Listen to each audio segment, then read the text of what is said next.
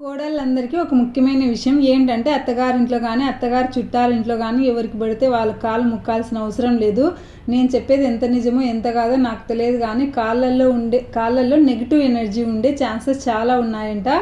మనం వాళ్ళ కాళ్ళు మొక్కి మన కళ్ళకు అద్దుకున్నప్పుడు కాళ్ళల్లో ఉన్న నెగిటివ్ ఎనర్జీ మన లైఫ్లోకి ట్రాన్స్ఫర్ అయ్యే ఛాన్సెస్ చాలా ఉంటాయంట. కొంతమంది నమ్ముతారు, కొంతమంది నమ్మరు. నమ్మకపోవడం మీ ఇష్టము.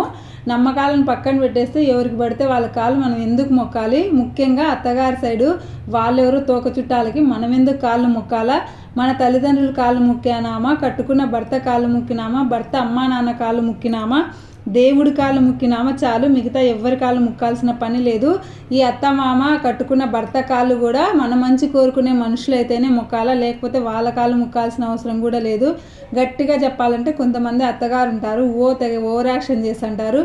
ఇంటికి వచ్చిన ప్రతి వాళ్ళకి కాళ్ళు ముక్కి వాళ్ళ ఆశీర్వాదం తీసుకో, వాళ్ళు మన వాళ్ళే అని చెప్తా ఉంటారు. ఎందుకు ముక్కాలా? చాలామంది ఆడపిల్లల లైఫ్లో ఈ దరిద్రాలు పెంచేది ఈ అత్తగారి బంధువులు. అందుకని ఒకరి కాళ్ళు ముక్కే ముందు ఆచి తూచి ఆలోచించి కాళ్ళు ముక్కండి.